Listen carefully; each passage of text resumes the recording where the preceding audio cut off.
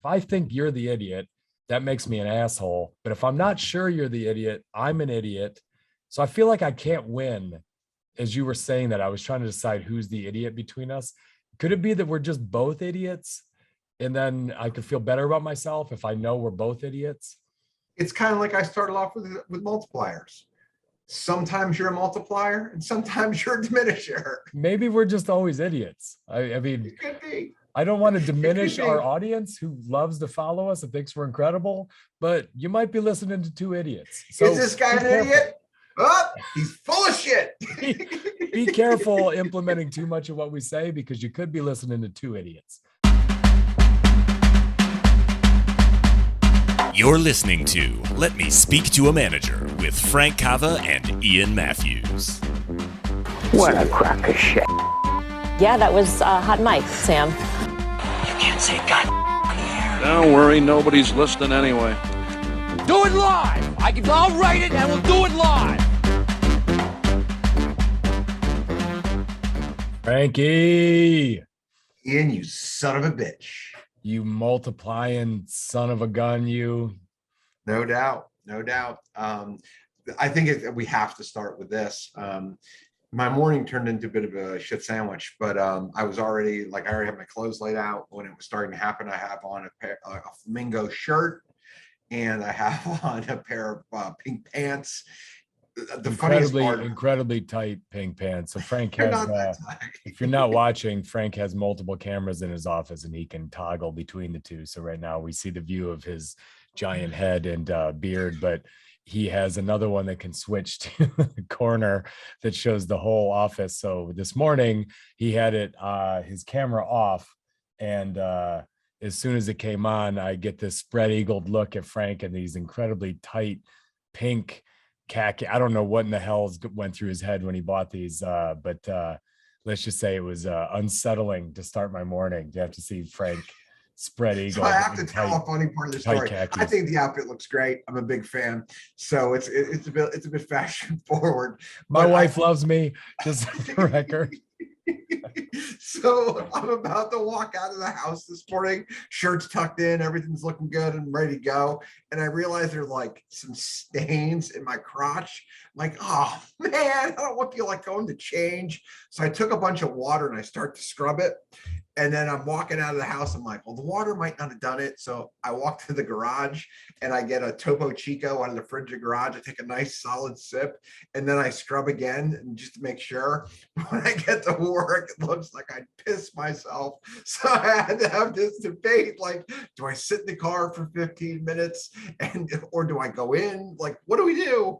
You wanted to wear those pink pants so bad that you were scrubbing the shit out of them before you even went to the office? Isn't that awesome? Yeah. I was committed. Yeah. Is it true or false that your nickname in high school was Old Crotch Stains? True or false? Coral Springs High. No one puts the ass in asphalt like Frank Cava. From an early episode, it's a deep archive. No doubt. All right, so let's get started. We are talking about a concept today about two different types of managers, multipliers or diminishers. A multiplier gets the most out of their team. They make themselves less important. A diminisher has to be the genius, has to be in everything. And we are going to put Frank to the test because Frank believes he is a multiplier. He's obviously multiplying children these days, so he is growing his family, but he believes he's a multiplier manager. And I just so happened to drop just before this podcast that I was going out on Thursday night with a few good friends that are also very good friends of Frank's. And I told Frank what we were going to be up to, which involves red wine and red meat and gambling, and probably more of the red wine than the other two. And Frank is mulling this over. Now, Frank was a true multiplier. He wouldn't be that important to Cava companies, and Frank being out all day on Friday, which is what's going to happen, wouldn't be that big of a deal. So we're going to find out in a future episode whether Frankie really is a multiplier or if he's a diminisher that has to be there on Friday telling everyone what to do because the company can't survive without old Frank. We're going to find out. So the book Multipliers is being read by our company. It was recommended to me by one of my coaches. His name is Daniel Marcos. And this is my opinion of multipliers. the best people are multipliers, but they're also diminishers. So Ian, I'm not sure which one I'm going to go with. I just don't know. I don't know if I'm showing up or not. Because I can tell you this, after a night out of drinking and a night out of boozing and a night out of eating out with you guys, I gained 10 pounds and I am a diminisher for 3 days after that. I'll be worthless until Monday. One thing I do know is if you come out with us, it will be a multiplying event for you on the scale. There's no doubt about that. That it will take you a week to diminish whatever you've done to your liver and your gut after a night with us downtown DC. All true, all true. So let's get into this, Ian. Book is written by Liz Wiseman. Yes. Wiseman, not quite sure, but apparently she did some research. What's it based on? It's based on a big study, 200 companies she studied over the course of a decade or something like that. Yeah. Okay. Yep. You could tell I did some half-ass research and looking into the book, but I did read the book, Frank. That's what I'm talking about, Ian. So the concept of this, she worked in the corporate space for a long time. So she had a long career and wanted to write this book because she had seen, from rising up through the ranks of what was the company she was in? Honestly, I don't even remember. Let's call it Intel, big company, worked her way up through the chain as an executive. And she saw that some managers tended to get the most out of their teams and others, even though they appeared smarter than some of the other managers, tended to get less out of their teams. And she has coined the term multipliers and diminishers. So she's put them into kind of two different boxes. Frank's managers in his company are reading this book and they love it. It's an interesting topic in that both Frank and I had the same impression. So this book was suggested to Frank by a coach, and his first take was it was a little bit basic. And that was kind of my take when I first started to read it.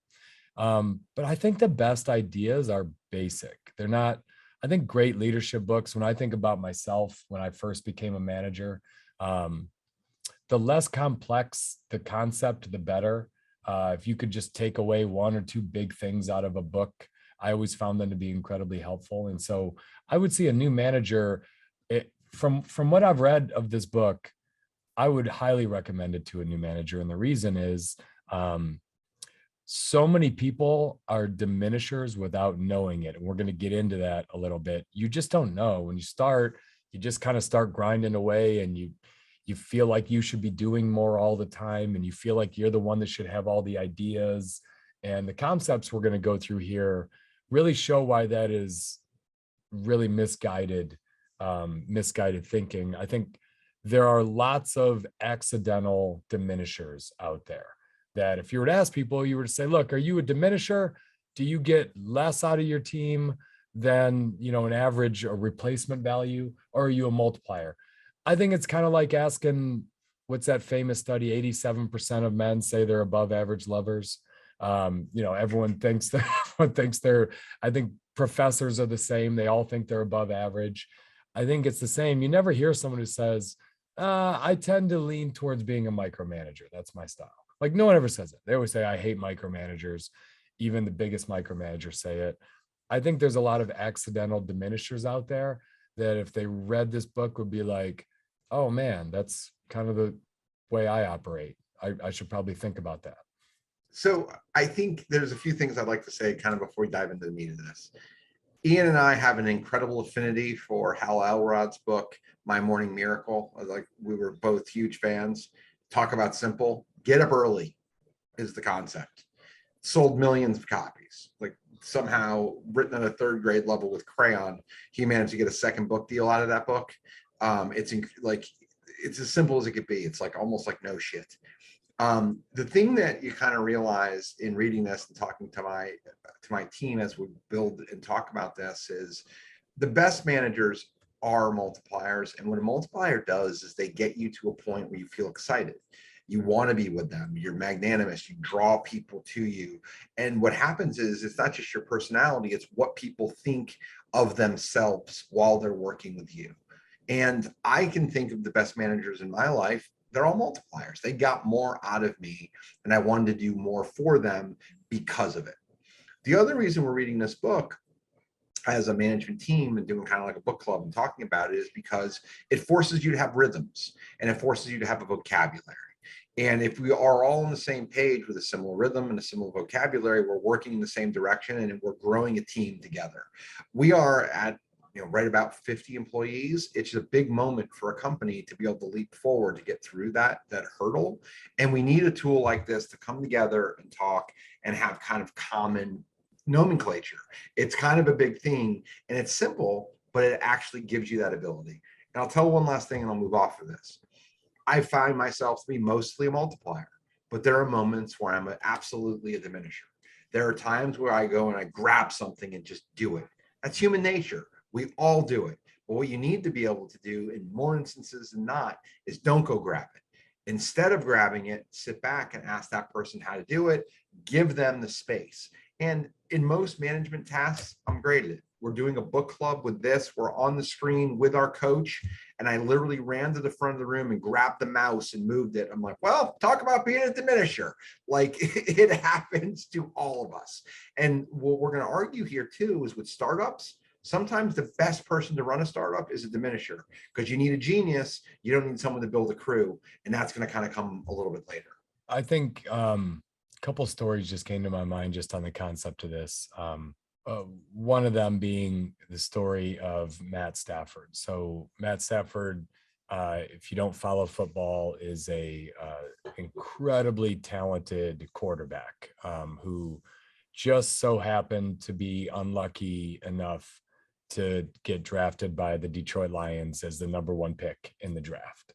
I'm going to add a little color here. #1 high school quarterback, #1, like by far, goes to Georgia. He graduates in 3 years, comes in the NFL at 21 years old, first overall pick. Like he's got all this incredible God-given talent. He's just incredible athlete, drafted by the Woeful Lions. Woeful Lions, who over 13 years just mangle every situation. They draft poorly. They, I think they went through 5 or 6 head coaches. He had a new offensive coordinator almost every year for like a 7-year period where they just kept churning through different offenses, different coaches. And his last coach was a guy by the name of Matt Patricia, who came from the Patriots, and he did it the Patriot way. And that's one thing when you're the Patriots and you have a coach by the name of Bill Belichick, who's a literal genius. But when you come in as one of the genius's underlings and try to run things the way he did, he was a classic diminisher. It's my way or the highway. I make all the decisions, and, I'm not going to take a lot of input, even from my stars. And it was a disaster. They lost a ton of games, and it really left a stink on Matt Stafford's brand. People were starting to associate him with losing and not coming through in the right moment. He begs for a trade from the Lions, and after 13 years, they feel bad enough where they say, screw it, we'll let you go. And he goes to the Rams, and that's a totally different organization. There's multipliers all over that organization. The general manager, the head coach, Sean McVay, is a multiplier. The owner somehow or another figures out like how to spend money and not have draft pick. Like, it's incredible what they do. It's incredible. And the coach, McVay, is a multiplier. He gets free agents to come there that didn't want to go anywhere else. He gets the best ones to stay. People want to work in his organization. But McVay is very much the first second he went out and met with Stafford when we recruited him, and he said, look, you and I are going to run this thing together. Like, your input, you've been doing this 13 years. You're talented. You're going to have a lot of input on the offense. And in his very first year, after 13 years in the league of going to the Rams, Matt Stafford won a Super Bowl, and he played incredible. It wasn't like the defense did it all. He had, I think, 2 or 3 fourth quarter comebacks in the playoff run. But it just goes to show how much a career can change under one style of leadership versus the next, right? He had worked for enough guys who felt like they were the genius that everyone needed to listen to. And the one time he went and worked with a multiplier, great things happened. And I think that's a lot of this.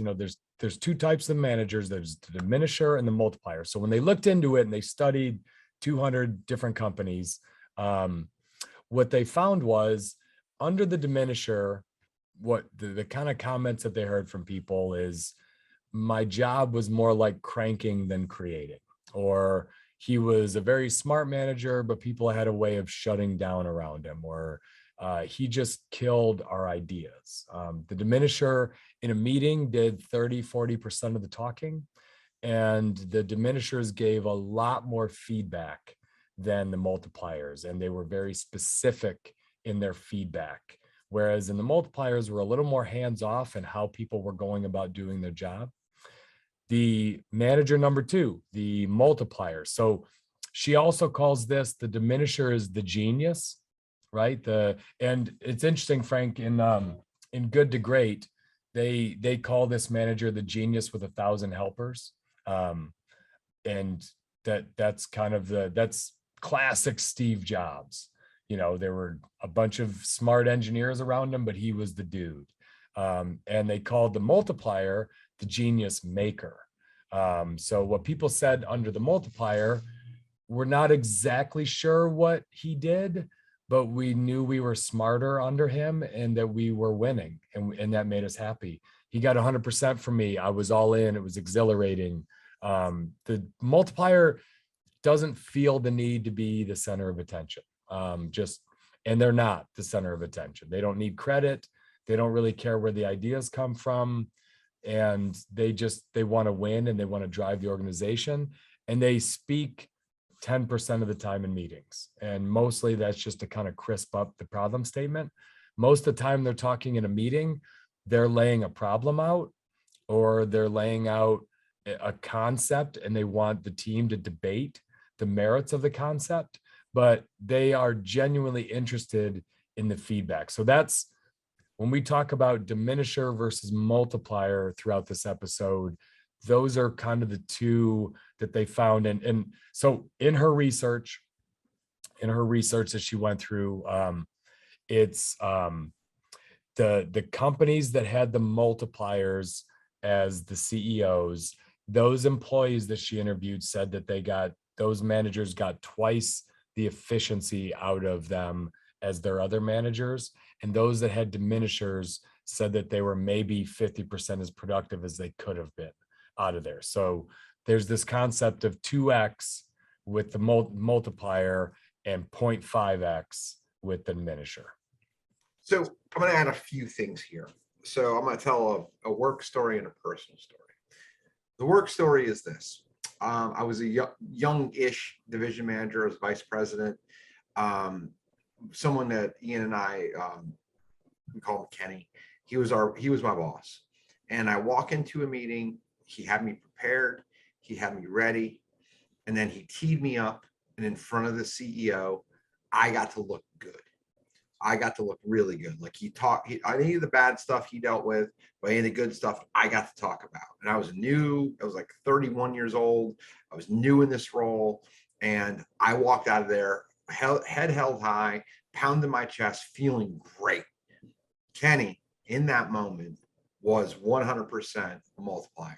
He got me to feel better about the process and start to believe in myself, and I was doing great things. Well, year goes by, things happen. Kenny moves into a different role, new guy comes in. Night before, like I did with Kenny before a big meeting like this, we would talk. New guy gets me talking, tell him all the stuff. In order to start the conversation in front of the CEO, he uses all my best stuff for himself. And then he lets me deal with all the problems. And I walked out of that meeting and felt like shit, felt terrible. Like it wasn't a collaborative. I got fleeced of my best stuff. And instead of that, I then had to like put up with all the other bad stuff, and I couldn't use any of the good stuff because it was already out. So like that's a diminisher's mentality. That person was out for themselves and not out for the greater good. And the first example was someone who was out for the greater good. And as an employee, that's what I felt. I was like, I didn't know the terms then. I felt diminished and I didn't feel great. And that was a really bad meeting for me that I still remember 15 years later because of how it felt. And I, before you get into your personal state, I have a Kenny story that falls in line with yours. Can I share that before you get into your personal one? So this is like, I don't know, it was right around when IJ was born. So this is 11 years ago, but what is it, like 2011 time frame, maybe 2012. I had just had it with NVR. I've just had it, like the industry, and I'd had it with the industry as much as anything. It had just become all compliance and quality control and auditing, and I was flipping through files, checking checklists. It just wasn't fun. It was miserable. And Kenny, I had a different relationship with Kenny than you, in that he was sort of my peer, but he was a wise old sage in the company. He was, you know, he was looked at as royalty almost. But Kenny's probably, what is Kenny, 25 years older than us, probably? And At least, yeah. Yeah, he's 70-ish right now. Yep. So I kind of conveyed to him, man, I'm thinking about getting out of here. Like, I'm miserable. I'm just not having any fun. We don't have nearly enough resources. You got people like me, you're underutilizing me. I'm doing a bunch of quality control checks that some auditor could do that's paid $50,000 a year. It's just ridiculous, you know. And I kind of told him I'm thinking about leaving. So we go to this, he talks me into coming. And I remember this. I remember thinking, I don't want to go to this. Do you remember that like lobster bake that Peterson or one of the big developers used to do? It was a big lobster bake, and a lot of the NVR people would go to it. And then he ultimately stopped doing it. But it was a charity thing. So there were tables bought, you know, and you went there and there were just lobsters everywhere. And it was for a good cause, whatever. And I said no to him. He's like, you got to come. There's a lot of people there. Come on, bring Jenny. I'm like, dude, I got a baby at home. I'm tired all the time. He's like, you got to come. So Kenny, for whatever reason, he talked me into coming. So I go to this with Jenny, and she's not excited to go about it either. It's on a Saturday, and I'm already working 16 hours a day. But when I got there, our CEO was there. Paul Seville was there. And Kenny was sitting at Seville's table with Maureen. And, you know, I talked to Paul for a while. I talked to everyone there, you know, hanging out and drinking a little bit of wine. And like halfway through the meal, Kenny comes over and he's like, hey, GQ, I'm at a different table. He goes, hey, switch seats with me. I want to talk to your wife. You're boring anyway. You know, Kenny was a gas. He's like, I want to talk to your beautiful wife. She's probably sick of hanging out with you. Go take my seat. And he was sitting next to our CEO. He had teed this up. He had planned all this. So I come and I sit down, and Paul's like, how you doing? He's real polite, right? And how's things going with your son? How's IJ? You know, blah, blah, blah, blah, blah. And, you know, within 2 or 3 minutes of being cordial, he's like, how you doing? And I was just like, I'm good, man. I'm good. He's like, no. How you doing? Like, I know it's pretty hard right now in your industry and what you guys are going through. And, you know, I was kind of still hesitant because it's social. And I'm like, I'm not going to lie. I'll be straight with you, Paul. It's miserable. I'm not having any fun. Not at all. And he's like, all right, look, here's what we're going to do. We're going to get together. I want to get so-and-so. Let's get 4 or 5 of us. I want you to line out what we need to do to change the business. Because I hear you. We do need to make some major fundamental changes. I want to listen, and we'll change it. So, and that was kind of, you know, I hung out with him for like 20 minutes. We didn't talk more business, and damn if like in the next week, we didn't have a 3-hour meeting where I was almost running the meeting, laying out what we needed to do. We built an audit department, a QC department, a lot of different things. But it comes back to Kenny as a multiplier, set all of that up. He set it all up, and Kenny didn't need credit. He gave me his seat at his table to sit next to the CEO, because that's the kind of person he was. But he was the kind of guy I would have run through a wall for, like, all day, because he did those little things that just were smart behind the scenes. And he knew that it would be bad for NVR if I left the company. So he went and got in someone's ear and said, you should go talk to the, I guarantee you, he set all of it up. Like, guarantee he pulled all those strings, all of them. And he never went back and said anything about it. He just did it, made it happen. We never talked about it again. We literally never talked about it again. This is important, and I'll get to the personal story. Kenny, same guy. Ian and I both have a similar story about him. Very different stories, but similar message, right? This guy knew how to get the most out of people. If there was someone to take a bullet for that worked at that company, that guy was on the top of a bunch of people's lists. Now, was he perfect? He pissed me off more than once.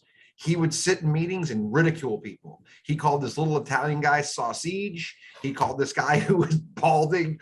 He called him movie head. Like, he was an offensive fucking dude. Like, he said, like, he was a walking HR violation a lot of times. But the thing about him that was incredible is he knew how to get you to think that he had your best interests at heart. He was just really good at it. He cared about you deeply, even though he would make fun of you, or he would push you, or he would grind you. That is a multiplier. And that's why we talk about him together. We didn't plan that. That just came up because he's that guy. So let's pivot to something different. Parenting. My wife went out of town over the weekend, and whenever she comes back from being gone a couple of days, she's like, it's incredible how much better you are at helping. I'm like, I always want to help, but I get out of rhythm, and kids have rhythms. And like, you understand what they need, so you can help more. So my youngest is 3, or my oldest is 3. My youngest is 1. The 1-year-old requires a lot of attention at bath time and bedtime. And my 3-year-old, he gets an hour worth of TV. And those are precious, precious moments for him. So he gets to sit in front of a 65-inch screen, just there like mesmerized. So there's a negotiation every night. And this is what I did while she was away. And she goes, if this works, I'm going to be floored. I'm like, work 2 days in a row. So I have a little timer. I'm like, Max, I got to get your room ready. I could walk downstairs. I could shut off the TV. I could drag him upstairs. But what I said to him is this: I'm going to set the timer for 7 extra minutes. What do you think? He goes, okay. He's excited.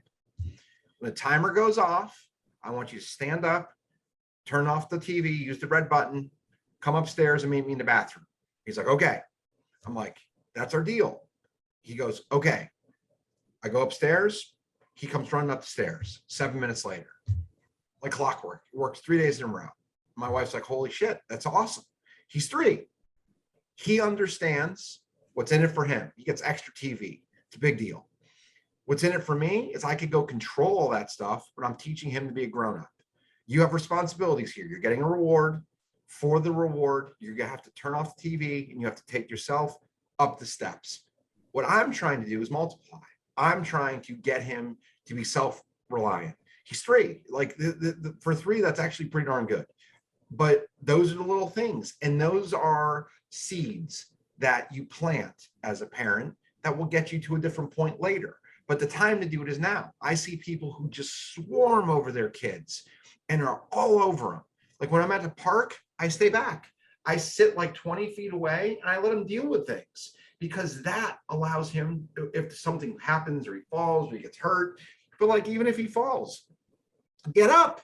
Like I like, let him be a grown, like give him parameters. And to me, that's what a great multiplier does, is they give you parameters. Like, don't run in the street, don't drown, stay between those 2 places and go.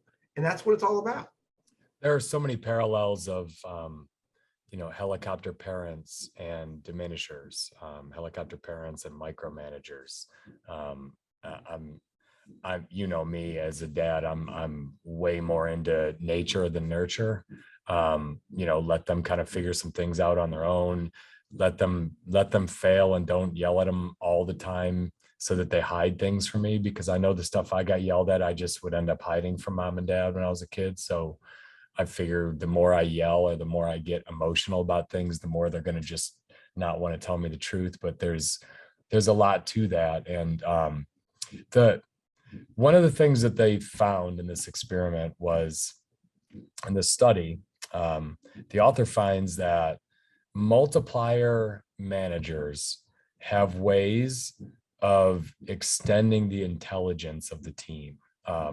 People on their teams reported that they got smarter around multipliers.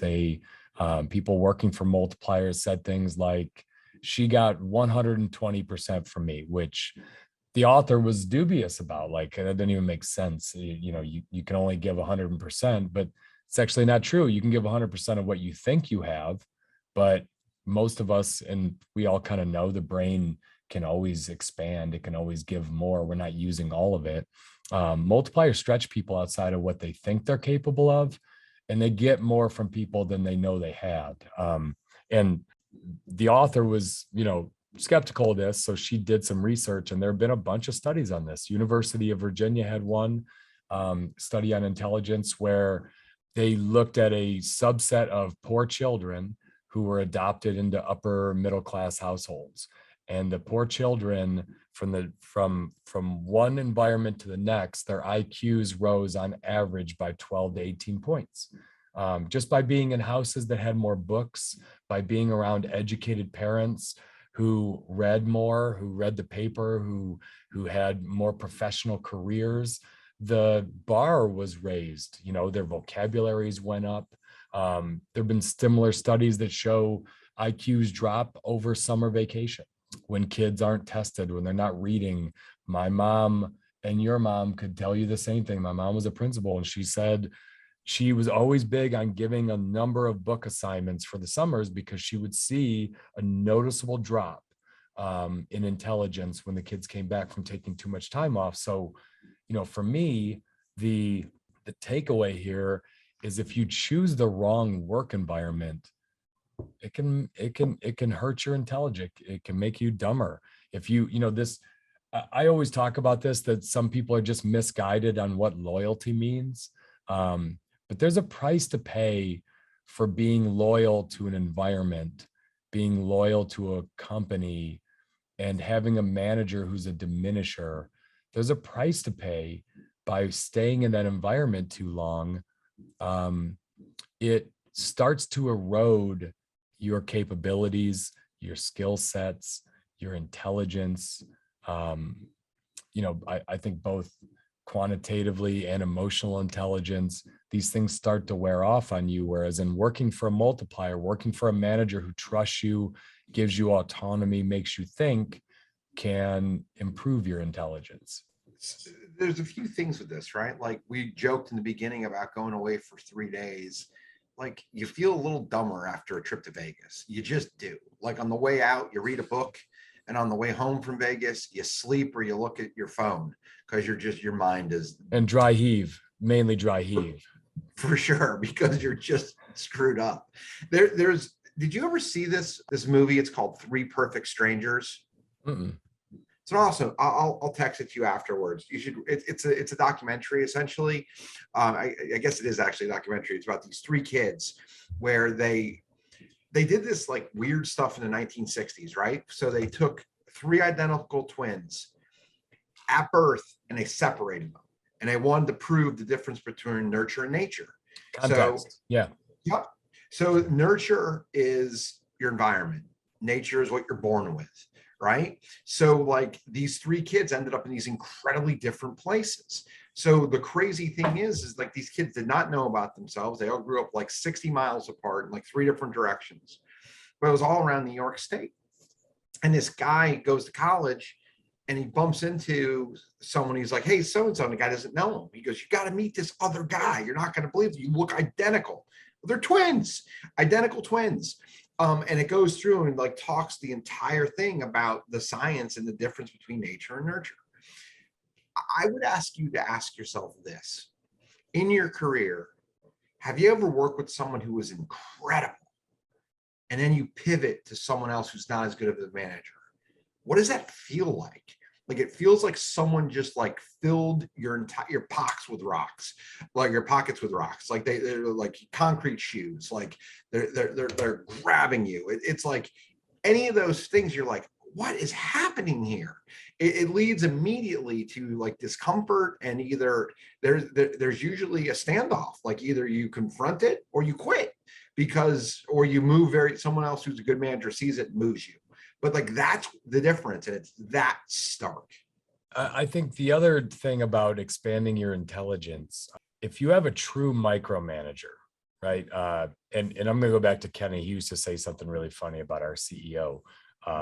at our CEO's worst, he was a crazy diminisher. He was a very micro kind of a manager, and he swung from multiplier to diminisher, back and forth. But when we went through the great financial crisis, he went into crisis mode. And we're going to talk about this later, that there are times where you have to get very controlling, and usually it's in a recessionary environment, in a crisis, when you are trying to not go bankrupt.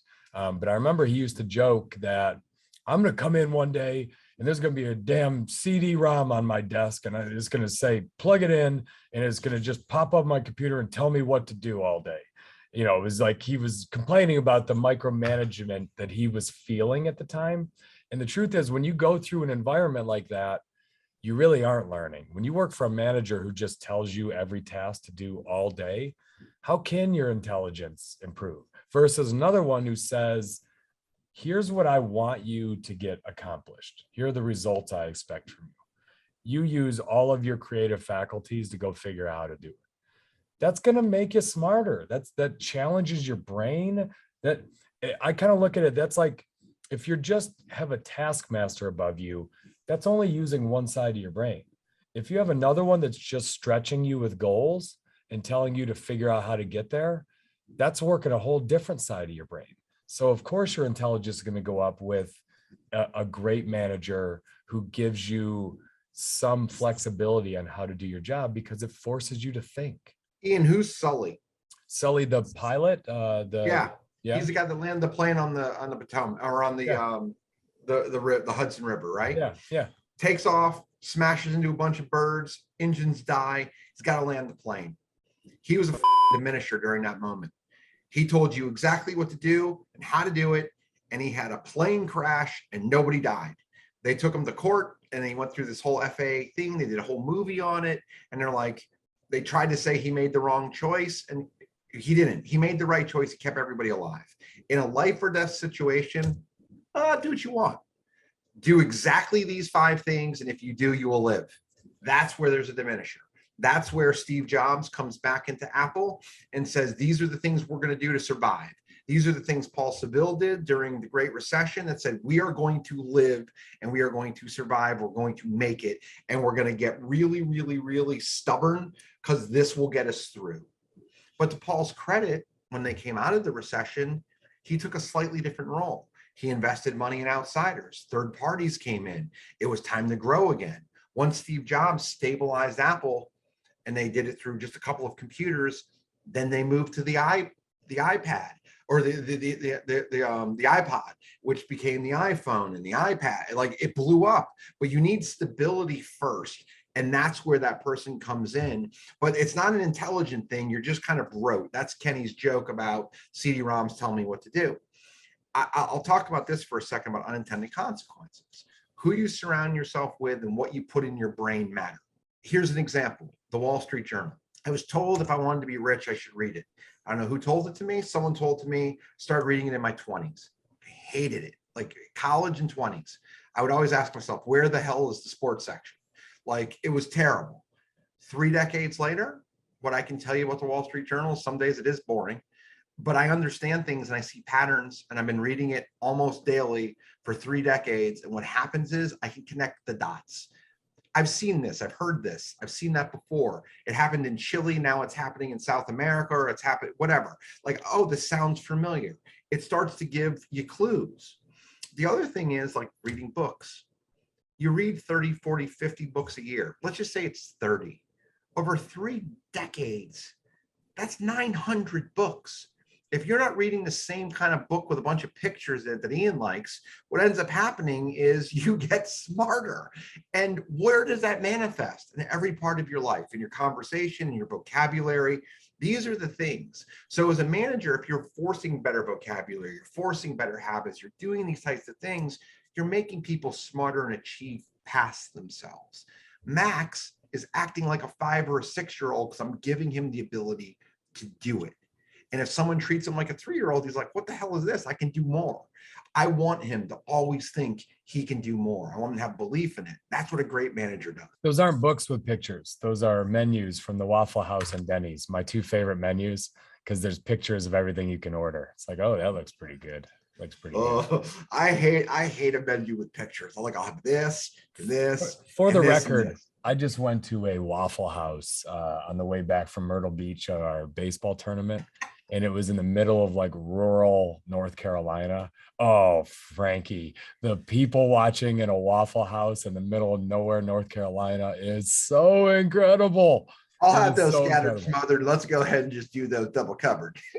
Oh, goodness. It is fun to look at the people in a Waffle House in the middle of nowhere. There's no doubt. So there's a way that people, these 2 different managers, they think about resources different within an organization. So what the author found was multipliers use a logic of leverage in how they want to grow. They want to leverage the same resources they have, but unlock them. Whereas in a diminisher, they think about growth as I have to always add resources. And the reason this is, they argue for allocation. So a diminisher is more expensive to an organization. And there's a number of reasons why, but they're always heard saying things like our people are overworked, our best people are the most maxed out. The only way to get better is to add more staff. And really the reason why that is a diminisher believes that they're the only genius. And so I need more minions to go carry out my genius ideas. But what happens is those people stop giving more of themselves. They limit themselves to only the ideas coming out of their own mind, the diminisher. And so all these people are just doing is carrying tasks out, rather than if you have 20 people that report to you and you could unleash all of their ideas, you're going to get more done. But if you just limit yourself to your own ideas and your own experiences, you have to add more resources all the time to get it done. Whereas in a multiplier, they look at the resource allocation task of top management is less important than the task of resource leverage. So it's not about keeping the same taskmaster management style and asking people to do more with less. It's change your style, give up control, allow more autonomy, and get more leverage out of everyone's ideas in the organization. So leadership style can unlock better results without adding people.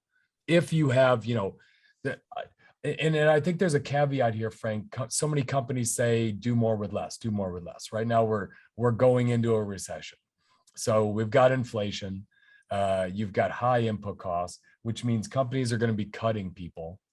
Now is the time, if you have diminisher managers in your organization, to root them out and replace them with people that will listen to the resources left. So if you're shrinking your resources, if you're shrinking your team, if you have less employees than you had before, but you're being asked to deliver more revenue, you better have managers who are great at pulling ideas out from people and then moving resistance out of their way so they can do more with less. Because if your style stays the same, it doesn't make sense to say do more with less.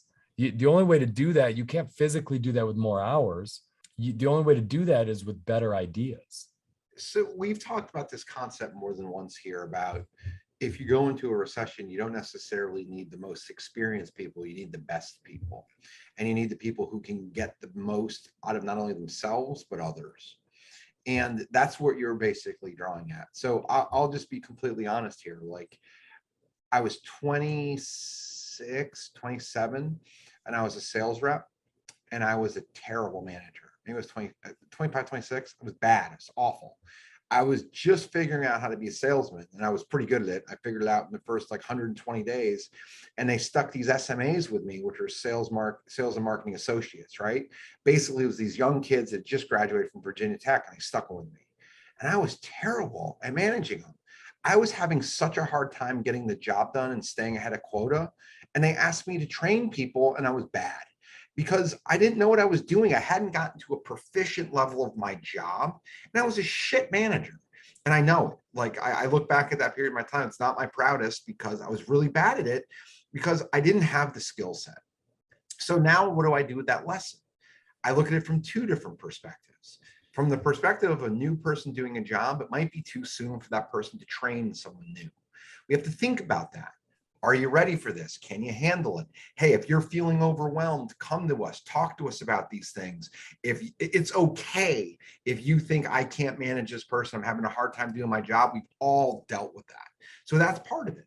And if you get through that moment and you kind of look at it, you got to be empathetic and say, okay, I'm through it now. How do I get better? How do I share? How did I learn? How does that, like, those are the ways that you can go from someone who's currently a diminisher to not being a diminisher, because we've all dealt with being a diminisher. Like as a child, you're a diminisher. You take resources from your parents, from your mother, like that's how it works. But eventually you can become a peer or a caregiver, but it takes time and you have to work through it. So I think it's very much a moment of paying attention to where you are kind of in that cycle. But people who have tendency towards multipliers are the people you really want to invest in. Hey, I see you're struggling with this. Pull them aside, have those conversations, because unless you want to teach everybody yourself, you have to have people who can do it. So it's a big thing. There was a quote in this first chapter of this book that we're talking about where Tim Cook comes in and goes, okay, we need to raise revenues. There's one rule: can't hire anybody else. Leaves. Figure it out. Like that's a great multiplier. I'm giving you the rules. Figure it out. You're all real smart. You work for Apple. Probably pretty hard interview process to get in there. Go do it. And that's what they did. And they figured the piece out because they were given parameters and they were told, here are the rules you can't break. Go. And they figured the stuff out. So much of the difference of these two types of managers is in a mindset. And the author uses an example. So she was working with the CEO of a 4,000 employee company. And she, is a big publicly traded company staffed largely with highly educated people from top global universities, some of the smartest of the smart. And after a meeting that she sat in with the senior staff, he confided in her that he typically only listens to a couple of people in any given meeting because no one else really has anything to offer. And she remembered just kind of staring at him like, do you really believe that? Because you're wasting a lot of money. And thinking, as we walk by all these cubicles, this guy really thinks that there's just a bunch of order takers in this organization. And it's this fixed mindset that intelligent people are a rare breed and other people will never figure out things without them. That's the mindset of a diminisher. And it's Frankie Carol Dweck's mindset book and all the research she did on mindset is very similar. This is a diminisher has a fixed mindset. A fixed mindset is intelligence and capability is carved in stone. That's what someone with a fixed mindset has. I'm going to interrupt real quick. There's a line from Star Wars and it goes loosely like this. The Sith is the only one who speaks in absolutes. Evil is the only one who knows everything. It is or it isn't. It's a closed mindset in the same thing that we're talking about here, where it's fixed. You have a fixed mindset is evil. Go ahead. Love it. No. And diminishers, they believe that one, people who don't get it now never will. So people can't get smarter. Their intelligence can't get better. And therefore, two, I'll need to keep doing all the thinking for this organization, right? So back to a CEO of a 4,000 employee company saying, I only listen to a couple of people. That's classic diminisher. Whereas in the mind of the multiplier, there's smart people everywhere who will figure this out and get even smarter in the process. And they also have the humility to say, I don't have all the ideas. In fact, I don't have many ideas at all. I hope this team does, or we're in trouble. That confidence that you're talking about, that Tim Cook could come in and say, and Tim Cook is so much different than Steve Jobs, right? Steve Jobs was always a diminisher. He was always the genius with 1,000 helpers. Tim Cook's kind of like, hey, and we'll get into this.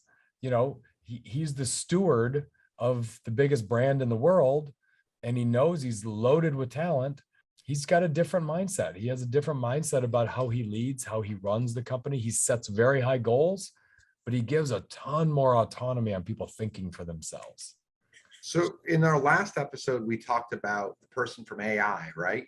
Who walked in and said, I don't like this, this, and this. And they're like, please give me a resignation. Tim Cook can accept that resignation because Tim Cook knows there's someone else behind him who can do it. There's an awesome story. I don't know the specifics well enough to kind of give the specifics, but I'm going to give it in broad context. Again, the coach that I work for or work with, his name is Daniel Marcos, and he's with Scaling Up. And I've been working with him, for 4 or 5 years. He works with huge companies.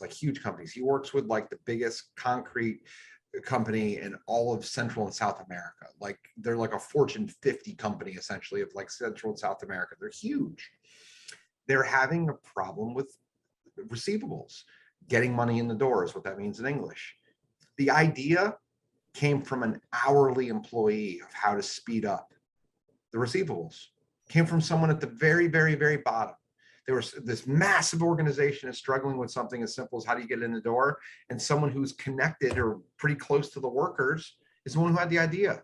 And what they did is they completely revolutionized their collection cycle, and they blew up and their profitability went through the roof because of something very small that came from someone at the very front end. The point of that is this: if you pay attention and listen to people who see things every day, they're not in the C-suite, they're not removed, their hands are dirty. Those people have incredible intel if you're confident enough to listen to it. Now it's up to you as the owner or that person to implement it, but that's where great ideas can come from. And I think that really kind of talks about what a multiplier can do. Love that. So there's the author, Lisa, your girl, Lisa. She says there are 5 disciplines of a multiplier. And we'll go through these. We'll go through 4 of them. Attracting and optimizing talent. So this is kind of the empire builder. They are really good at finding and keeping amazing talent. And I think for me, whenever someone says they're a great recruiter, I don't consider someone to be a great recruiter who's just a salesman, who's just good in an interview at bullshitting, because after 3 months, that person, if they're sold a bill of goods that's different than they were told in an interview, they leave anyway. So you're not a great recruiter if you can't keep someone, if you tell them stories to get them in. I think great recruiters, they are really good at attracting talent through referrals, social proof, right? So an interviewer, Frank, I'm sure you've had this. I've had people, I'm sure I've had the opposite, but I've had people in interviews that were referrals from employees who say, so-and-so says you're an incredible manager. I don't need to sell them a lot because someone they trust has already said they love working for me or whatever it might be, because social proof is powerful. It always has been. So, versus a diminisher who they get resources and they waste them all the time. They get them in because they're genius. So you're like, wow, this person's really smart when you're talking to them, but quickly you find out that they're so smart that they don't think anyone else has any ideas, and working for them is sort of miserable. So they tend to, I love that you brought up Star Wars. They tend to divide resources, diminishers. When they look about recruiting, they tend to divide resources into those they own and those they don't. So it's a little bit like the evil empire and Darth Vader, right? Classic villains see the world as uncompromising. They see anyone else's gain as their loss. And that's the same thing that a diminisher does. A diminisher sees someone else having a good idea as a threat to their brand, to their ego. Is someone going to find out I didn't come up with this idea? Is someone going to find out that I'm really just a fraud? And it's usually comes from, I think it comes from a lack of self-confidence with a lot of Self-confidence is a big part of it. You might be smart, but you're probably the kid whose parents told you were smart your whole life. And you've built this whole aura around yourself of I'm smart, and anyone who challenges that, I don't know how to handle it. Or it's either that, or I think it could also be an imposter, right? It's someone who has imposter syndrome that isn't strong enough to look at those underneath them.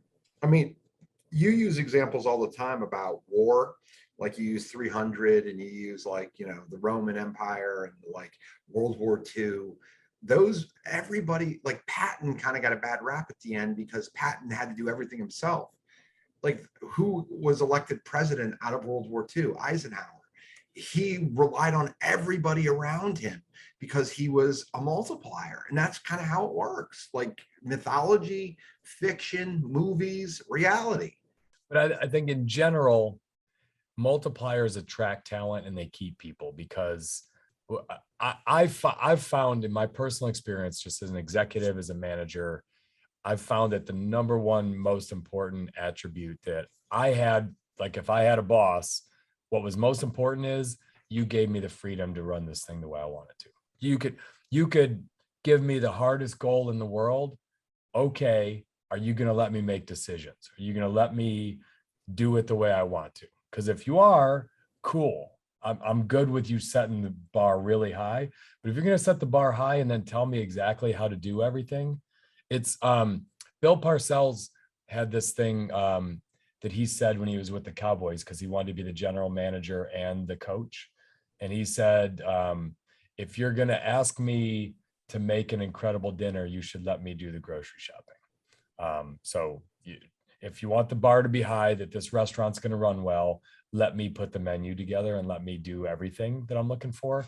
And I think that that's the way most people feel is you can hold me accountable and I will love to work for someone who lets me use my brain and go find a way to get the results they want in my way and not their way. So I think the second thing that they found is a strong attribute of a multiplier is that they are every bit as intense as diminishers and maybe even more. So multipliers are very good at raising the bar on a goal, but they give you a lot of autonomy. So a multiplier will actually stretch you more. They will give you a bigger goal than a diminisher will. People who work for them think that the environment is really challenging, but it's also thrilling. They say things like some of the quotes from this author were, working with her was like an intense workout. He got things from me I didn't know I was capable of. I would do almost anything not to disappoint him. Whereas in a diminisher, acts like a tyrant. Everything is about judgment and the fear of judgment. So they set the goal, but they're also incredibly specific in how you reach the goal. And they focus only on metrics. So if you ever had a boss that can't have a intelligent conversation with you from a coaching perspective of how to get better, how to do things a little better, all they ever do is say, you're missing the number. You're missing the number. They just talk about numbers. And that's because they don't have confidence in how to coach you. And two, they probably don't know, they don't have a solution. So they just are always very specific. And what's interesting is a diminisher doesn't hold you as accountable because they know deep down that they gave you all the ideas and how to do it. And some of those ideas might not be right. Whereas in the guy who lets you do everything your way, they'll give you a huge goal and say, you got all the rope you want. You got all that, you can get astray as far as you want, but you can also hang yourself with that rope. Go hit the result, go hit the number. I'll stay out of your way. Come talk to me when you need to. And if you're a confident person, I don't know about you, Frank, I loved managers like that. They're like, this is the number, figure out how to go hit it. You could give me the biggest number you wanted. I was cool with it. Like, thank you for trusting me to do it my way. So I think we've covered it. I'm going to say something really quickly here. I feel like the equally intense person we're talking about here, I feel like they're a great coach. I think it could be very simply summarized like this. What language do they use? The diminisher, who operates like a tyrant, talks about me and I. The multiplier talks about we and us. That's what it looks like. And that's a very simplistic definition of what those two things look like. All right, let's go to the next one. Multipliers are way more collaborative. They engage people. They debate issues. They ask people to challenge their ideas. They say, here's something I'm thinking about. Tell me where I'm wrong. And they're confident enough to listen when that happens. Versus a diminisher where decisions are sort of made behind closed doors or with the help of a very small circle.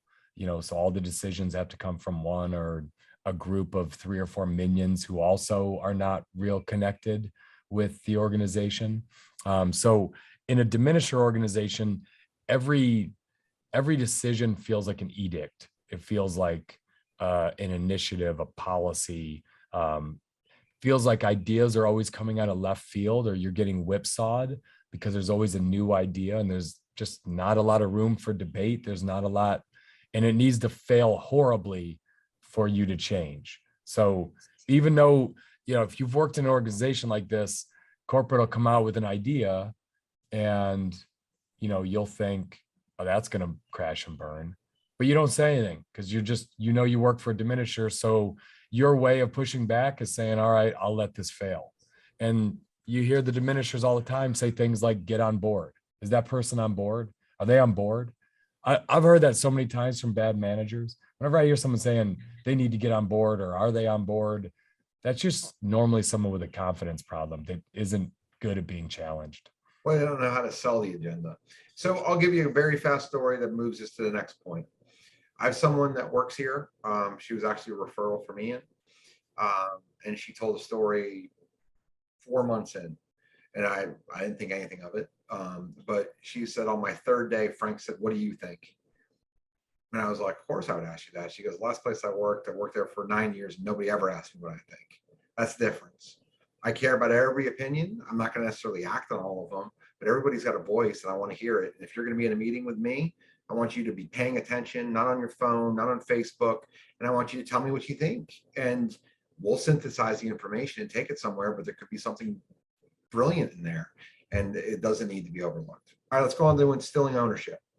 Yeah, and so Frank, let's just wrap up all these attributes. To me, being a diminisher is just an inefficient way of managing. And the way I think it is, the reason why I think it's inefficient is you always need more people and resources when only one person out of a whole group has the ideas. And the reason that is, your ideas are based on your strengths, your capabilities, and your talents, not the talents of, let's say, Frank's organization of 50 people. They all have different strengths. Every single person that works for Frank has different strengths, different capabilities, different intelligence levels. But if you let them have some creativity in how they go about doing things, you're a more efficient organization than someone who says, here's exactly how to do everything. My ideas have to go. That's why the diminisher is always asking for more people, more employees, more resources, because they're forcing an inefficient process on people not based on the strengths of their team. There's nothing really to add there. I think what we can get to pretty quickly is this. People who think they can do it, and those are the types of people who bring you along with them. Other people, we didn't use the word excuses very much here today. You and I kind of talked about a story before the podcast about an excuse. I think diminishers come up with excuses. I can't do this because of this. We can't do this because of that. Those are excuses and those are diminishers where the multiplier looks at it and says, okay, this is the problem. These are the timeframes. These are the assets that I have available. We're going to set some goals. We're going to build some benchmarks and we're going to go do it. And what that feels like as an employee under one of these people is I have agency over my life. I have agency over my career. I get to pick. I get to choose. I get to be here. We're at full employment. People get to be at places. Under a diminisher, they want to leave. Under a multiplier, they want to stay because they think their future is brighter here and there's more in it for them long term. So some of the surprise findings about multipliers, one of them was they have a really hard edge. They're just kind of beyond results driven.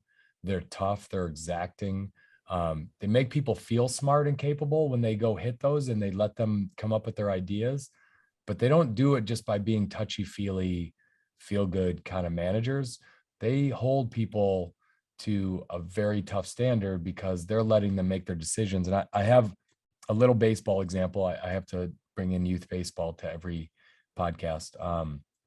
In baseball, when a kid is at the plate, they look at their coach, either on third base or first base, and you give signs. You could tell them to bunt. You could tell them to fake a bunt. You can give multiple different signs, but one of them is take, which just means don't swing here.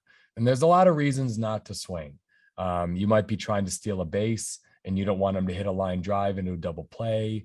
You might be showing a bunt to see if the third baseman comes in. A lot of reasons, but a big reason why you give someone a take early is to see if the pitcher's throwing strikes. And some of the hitters get frustrated because they say, if I give them a take often on the first pitch, then they'll come to me and say, Coach Mathews, you always give me a take and I always get the juiciest pitch on the first pitch, which statistically doesn't make any sense. And I would say, well, the last 3 times I didn't give you a take on the first pitch, you swung at one over your head. And that's a silly thing to do. So I have one kid who just kept complaining. I said, okay, swing away this whole game. Here's what I'll tell you. You better swing at strikes. You better find your pitch and only swing hard. If you get it, you can rip it. What's he do? First pitch, ball literally skipped a foot in front of the plate and he's taking a daddy hack on it, trying to hit a dinger. And he looks over at me and I'm pissed, right? But I'm sort of grinning at him, but I'm like looking at him like, this is why I have trust issues. But I think that comes down to, a multiplier, you trust a little bit, but you also have a really high standard. You can be really tough and really exacting because look, you asked me for control. I gave you control. So I'm pissed at you for swinging at that. Whereas then if I was very specific and everything, I can't be mad if I'm telling them what to do on every pitch. You know who Harry Hogg is? No. Harry Hogg is the pitch chief in Days of Thunder. Days of Thunder was basically the movie equivalent of Top Gun put into NASCAR. So Top Gun was such a big success. I remember the movie. Great movie. Nothing I can't do with a race car. Exactly. Yes. So Harry Hogg is the pit crew leader. He says to Tom Cruise, who's a new driver, he goes, "You're doing it all wrong." He goes, "I'll make you a deal. You do 50 laps any way you want, and you do 50 laps my way. And if you do 50 laps my way and you give me an honest run, I'm going to beat you." And then he shows a scene at the end. He goes, his way, my way. His way, the tires were all mangled. My way, the tires look great. He goes, I was 6 seconds faster. So that's the perfect leadership, right? Go try it.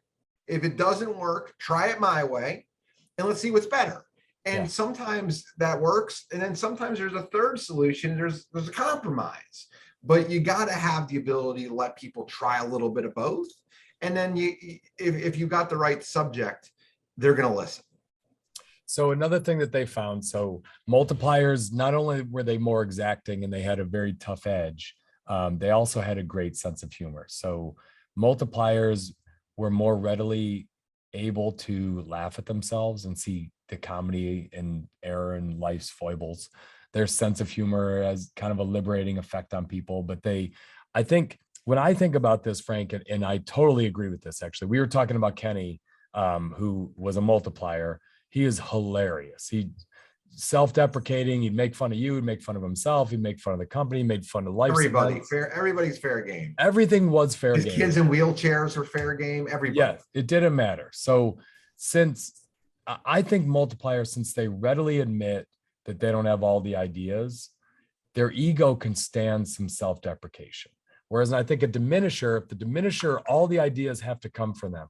Anything that goes wrong could be perceived as a slight in their armor. They care so much about what others perceive. That's why they're diminishers, that they can't have a sense of humor about things going wrong. They don't, a multiplier doesn't see every setback as an indictment on their intelligence because they have a growth mindset. And people with a growth mindset look at failure as part of the process. And so they can make fun of failure. They can look at it that way. Whereas a fixed mindset sees it as as a downgrade somehow in the way people perceive their brand. And I think good multipliers just let their team know it's safe to fail around here. It's safe to try new things. It's safe to fail. As long as you do it with all your effort and you work hard, we're going to laugh about it if something goes wrong. There's a line in yet another relevant 80s movie. Good Morning, Vietnam. Funny is good. Funny is good. Whenever you can add humor, it makes things better. I'll get that for you for the cold open. Yes. I think there's also Wiseman talks about the accidental diminisher. And I think this is kind of it's a cold reality that there are well-meaning, decent managers who are completely underutilizing their people, even though they have very great intentions. Some managers who have been working for diminishers for so long that they end up adopting all of their bad habits. It's monkey see, monkey do. You do what you see your leaders doing. We become the leaders that we accept as employees. I was incredibly fortunate to have multiple multipliers as my first managers at GE, multiple, so that when I finally reported to a diminisher 5 years later at GE, I saw it, I knew it, I saw through him. It was like he was transparent about how phony he was. And I made my mind up within 3 months. I'm not working for this dude. I'm getting out of this company. I left GE. So we talk about a talent magnet. He was a diminisher and he was a talent repellent. I was gone and I was making the company a lot of money, but I was gone. I was like, you suck. And I was lucky that those first 5 years I had multiplier after multiplier after multiplier as bosses. The first time I saw a diminisher, I was gone. Because I knew if I work for this guy long enough, I'll become him. And I don't want to become him. I'm going to go a place that lets me continue to be a multiplier. So we use a lot of sports analogies here, and I'll use another one. You see a kid who graduates from one of the best college football programs around, and they usually they go to a shit team and they usually have a great year. But by their second or third year, they're getting hurt. And like there's all these problems and they just don't materialize. And it's not because in some instances the player just screwed up or did something, but in a lot of instances it's because of the environment. You get this incredible person who the wheels fall off. For every Mathews Stafford, there's 25 people who got drafted by a crap team who had incredible talent, but something went wrong because of mismanagement and falls off. So there's two ways to go about it. You can have manifest destiny, which is what Ian did.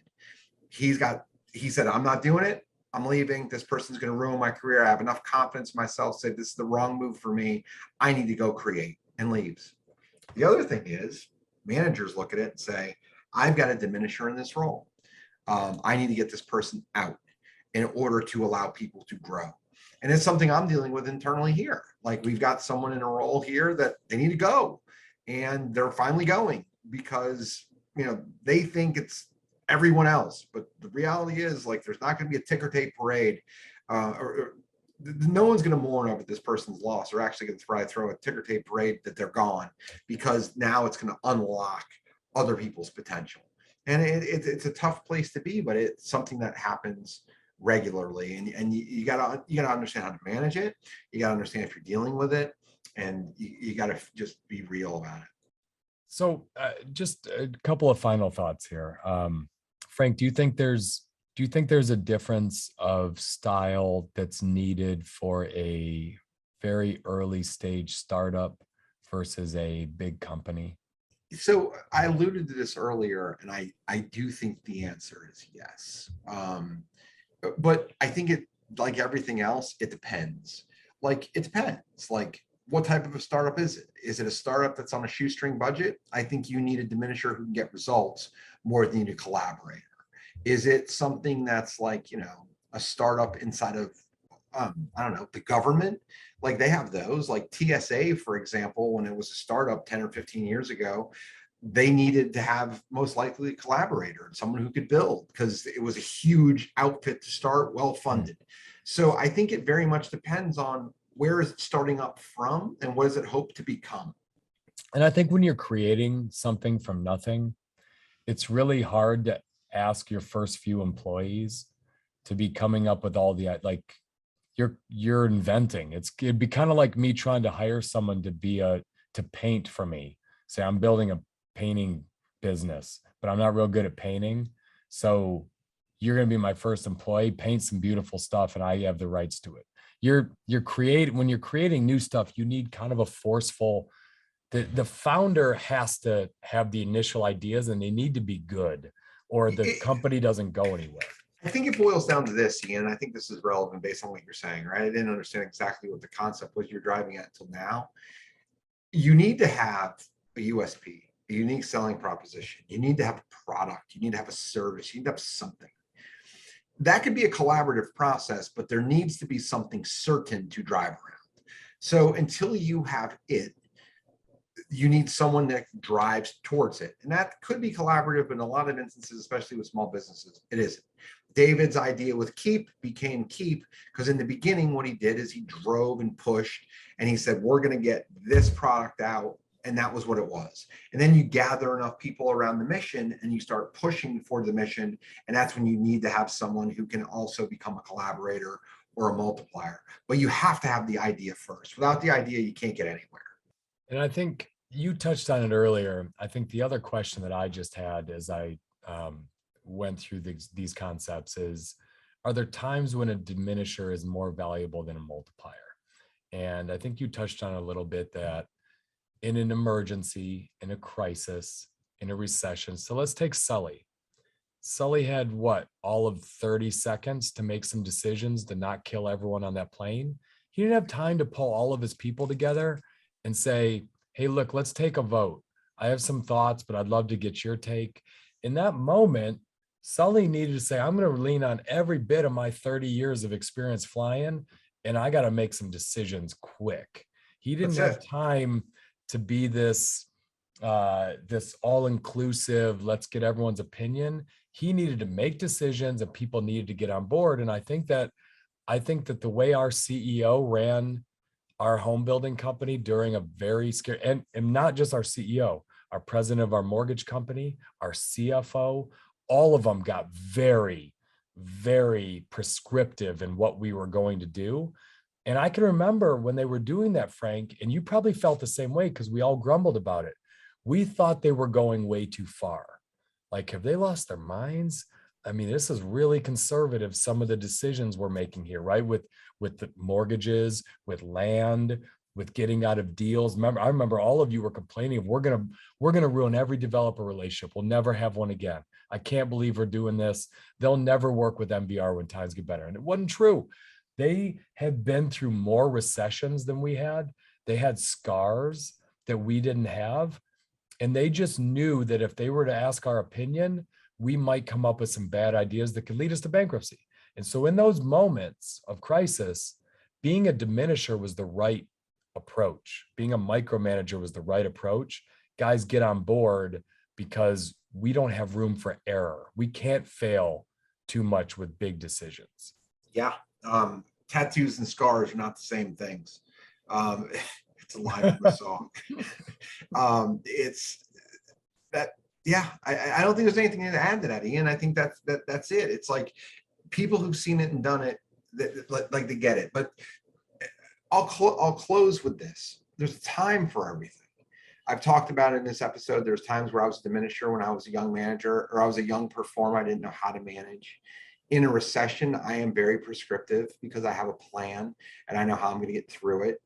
And as I get bigger, I do get other people's buy-ins to make sure that it's not just me, but you have to know where you are, what moment you're in, and what role you need to take.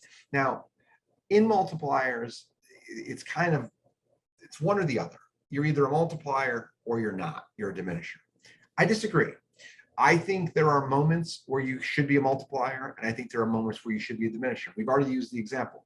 When I'm with my kids and I think one of them's about to drown, I'm going to be a diminisher. I'm going to grab by the back of the neck and I'm going to make sure it doesn't happen. That's the moment where you become prescriptive in business. You don't ask for a ton of opinion. You just make sure you don't die. Like those are those things that you need to be really good at.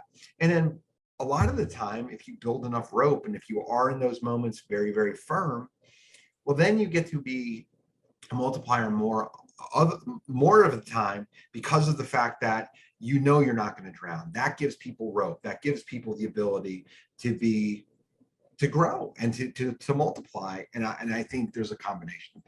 I think I'll just finish with, similar to my little baseball player that wants to have more autonomy at the plate. I'll joke with him that you've earned yourself some micromanagement. You've not earned the autonomy that you are begging for, because every time I do this, you do something that is negative to the team. And when I see you doing something negative to the team, you earn my attention and you earn a little less control. And so I've said this to people over and over in my career as a manager. You are earning this micromanagement. Does this feel good that I'm calling you twice a week to ask you about something? Do you like this? Because you've earned it. You've earned all of it. I don't like being a micromanager any more than you probably like it, but are you earning it? And most people say, yeah, I'm earning it. Well, can you earn your way out of it? Because I got other shit to do than follow up on you all the time.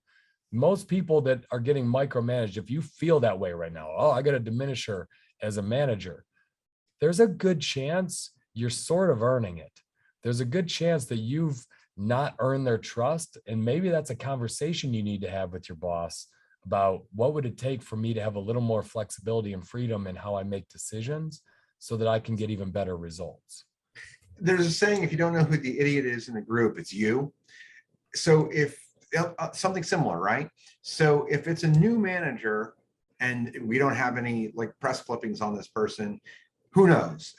But if it's an experienced manager and everyone says, hey, this person's great, and you're feeling it, you're the problem. And I think being honest about that is part of the art. It goes back to your example, but the takeaway of this entire episode, and the reason I was pushing to do this, it is simple. It's not complicated. It's not some rocket science type of theme or something like that. Like, I've got a Rubik's Cube on my desk. I'm trying to figure this thing out at 47. Finally, that's harder. This is simple, pretty simple. Here's what it looks like. You get more out of people if you're a multiplier.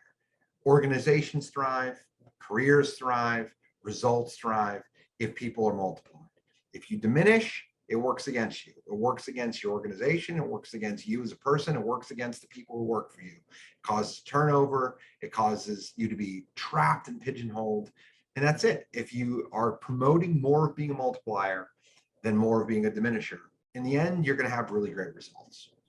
If you liked this episode, I'd like you to send an email to Frank telling him that he did a great job. Frank told me about this book. He actually went as far as buying me the book and sending the book to me. Frank put the outline together for this episode, which is a rarity for him to do it. And being the multiplier that I am, I gave him complete autonomy and flexibility to do this episode. So if you like it, make sure you give him feedback. If you didn't like it, send me the email and say it sucked so I can go pick on Frank after the fact and act like a diminisher, which is actually more fun for me in our relationship. The other thing I will say is on your idiot thing that you just said a second ago. So that feels weird between the two of us. So like if I think you're the idiot, that makes me an asshole. But if I'm not sure you're the idiot, I'm an idiot. So I feel like I can't win. As you were saying that, I was trying to decide who's the idiot between us. Could it be that we're just both idiots? And then I could feel better about myself if I know we're both idiots. It's kind of like I started off with multipliers. Sometimes you're a multiplier and sometimes you're a diminisher. Maybe we're just always idiots. I mean, It could be. I don't want to diminish our audience who loves to follow us and thinks we're incredible, but you might be listening to two idiots. So is this guy an idiot? Oh, he's full of shit. Be careful implementing too much of what we say because you could be listening to two idiots. Not just one. Frankie, great episode, man. You did a great job on this. Really proud of you. What I love about this, Ian, it was very succinct as well. Very proud of you. See you, buddy.